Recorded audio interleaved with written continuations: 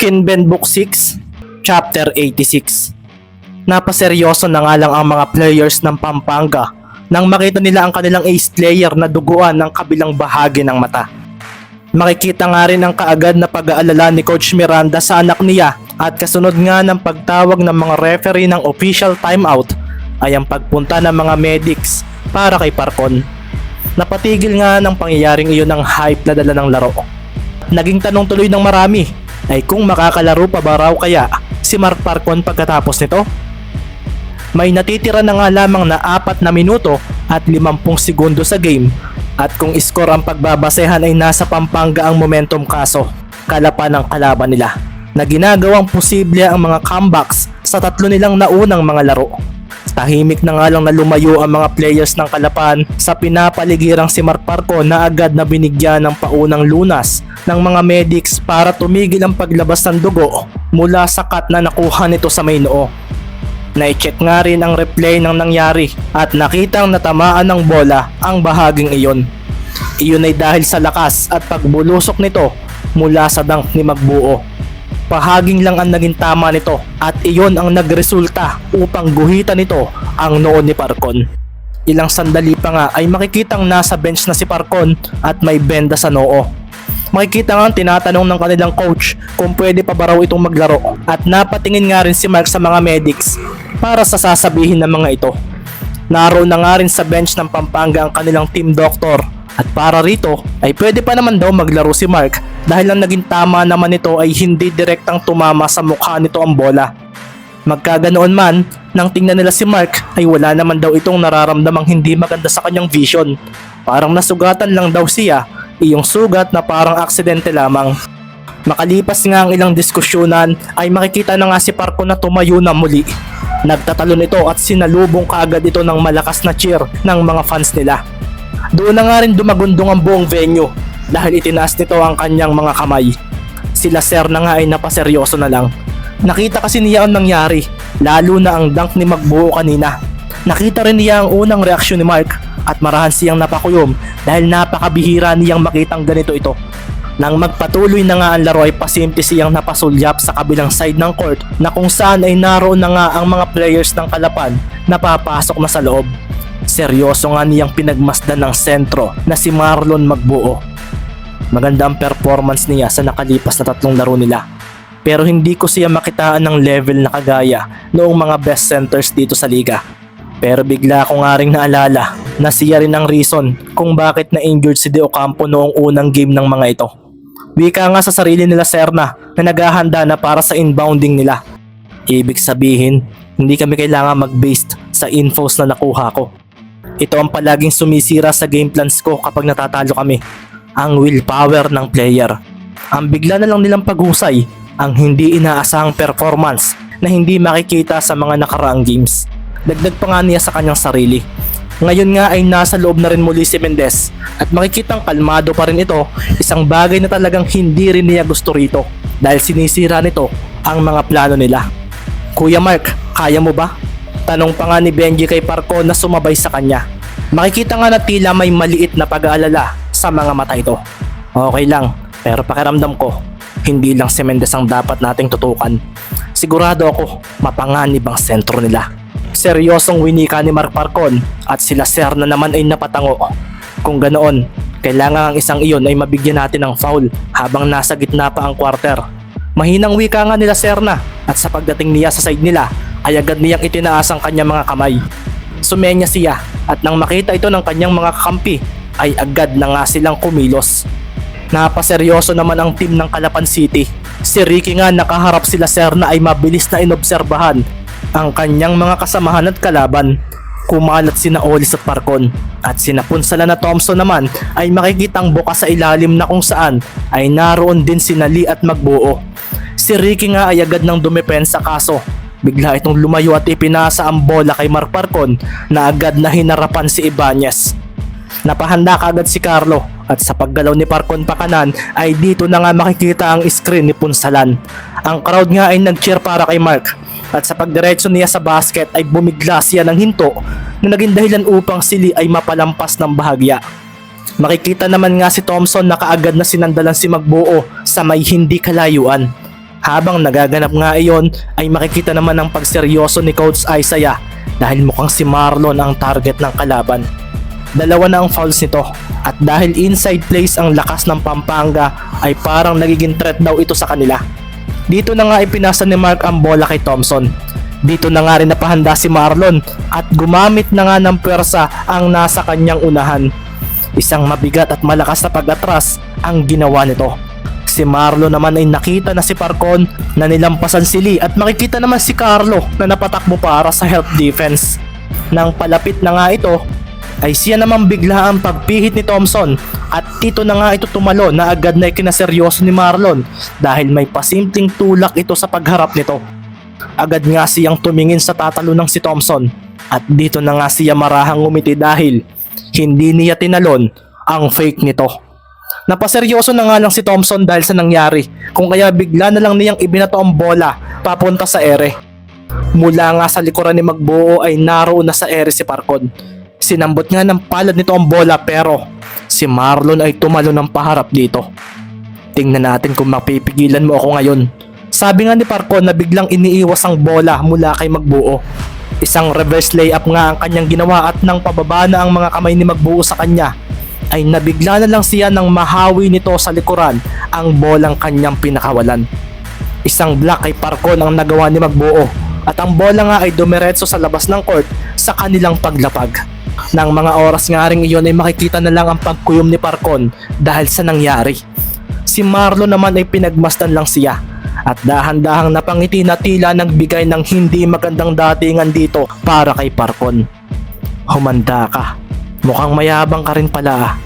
Sabi nga ni Parcon sa sarili na agad nang naghanda para sa pagpapatuloy ng possession nila. Makikitang sila Serna ang inbounder at si Ricky nga ay may kutob na kaagad sa pinaplano nito. Sa paghawak nga nila Serna sa bola ay bigla na lang niya itong ibinato sa ere at dito na nga makikita ang pagdating ni Parcon na talagang hindi man lang nag-alala sa kanyang sugat sa noo na nakuha kanina. Ang taas nga ng vertical leap nito at siniguro niyang hindi na siya mapipigilan pa ni Magbuo o ng sino man sa kalapan sa gagawin niyang dunk.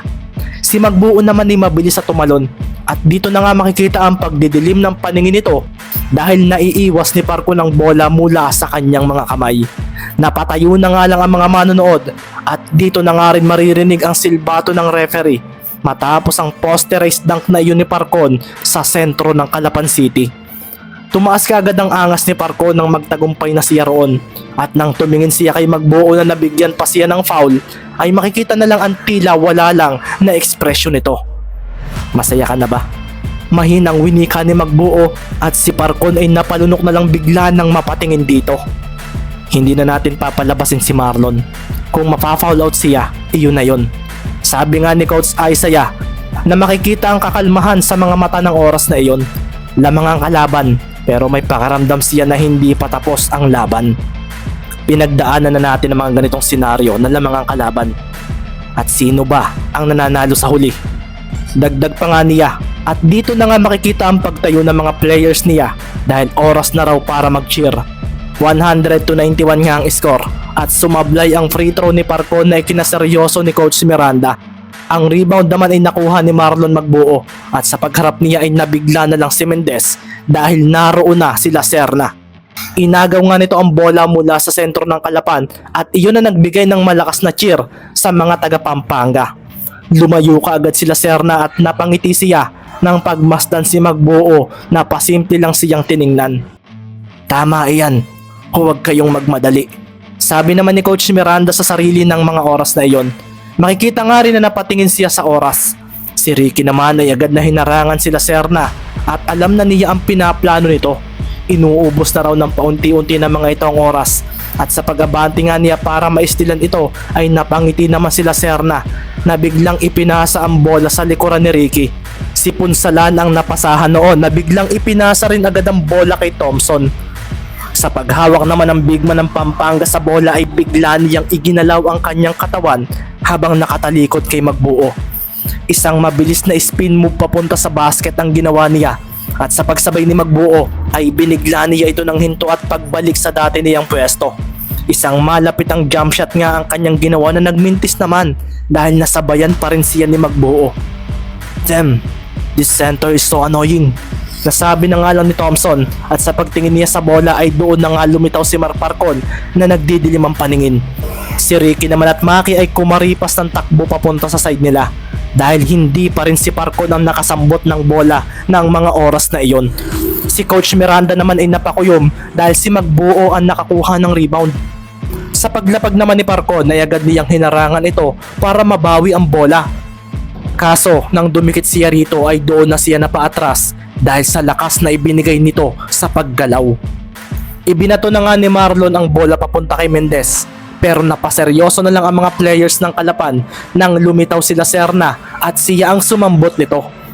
Amin na ang game na ito. Sabi nga nila Serna sa isip at sa paglapag niya ay agad niyang iniiwas ang bola sa parating na si Mendez mula sa kanyang likuran. Sorry, hindi iyan ang gagawin ko. Mahinang wika ni Mendez na humarang agad kay Lacerna. Napangiti naman ng marahan si Lacerna at bumigla ng atras na sinundan ng isang biglaang sidestep para lampasan si Mendez.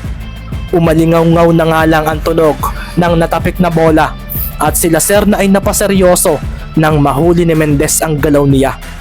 Masyadong predictable, wika ni Mendez at hindi natuwa si Lacerna sa narinig niyang iyon kung kaya bumigla siya ng atras.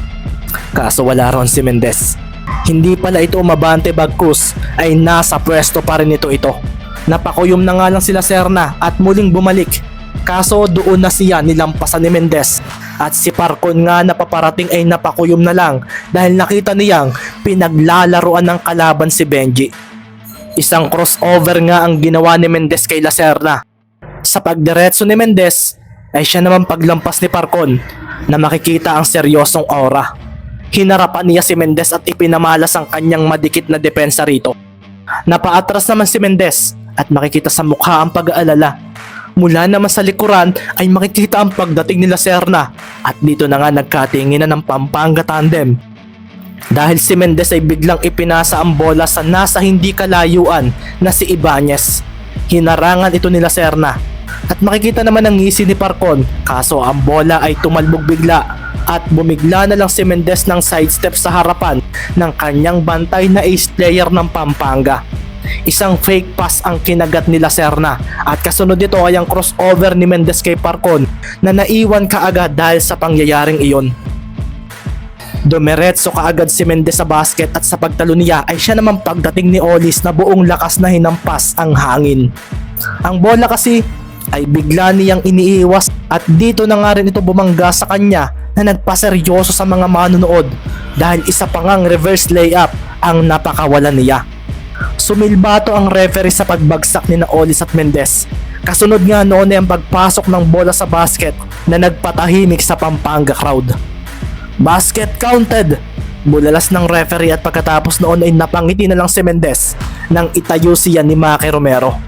Natulala na naman ng mga manonood dahil nang ipakita ang replay ng highlight na iyon ay malinaw na pinaglaruan ni Mendez ang depensa ng Big 3 ng Pampanga.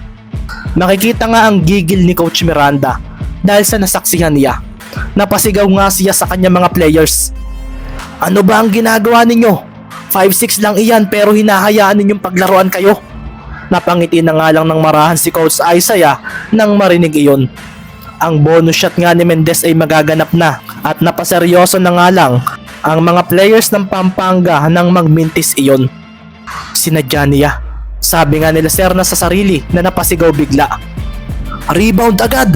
Si Mark Parcon naman ay kumaripas ng takbo at si Thompson na sana'y makakakuha ng rebound ay napaseryoso na lang dahil mula sa likuran niya ay lumitaw na lang si Magbuo at sinambot ang bola gamit ang kanang kamay nito. Kasunod noon ay ang pagyanig ng board dahil sa putback dunk na ginawa niya. Si Thompson nga ay napadiretso pauna at sa paglapag ni Magbuo mula sa ring ay makikita pa nga ang kalmado niyang responde sa mga kalaban na malapit sa kanya. Hindi dapat ganito ang nangyayari. Hindi na tumatama ang game plan na ginawa namin. Nasabi na nga lang nila Serna sa sarili na napakuyom na lang ng tabihan kaagad siya ni Mendez. 100-95 ang score at tila nagpaparamdam na naman nga ang isang comeback win mula sa team ng Calapan City.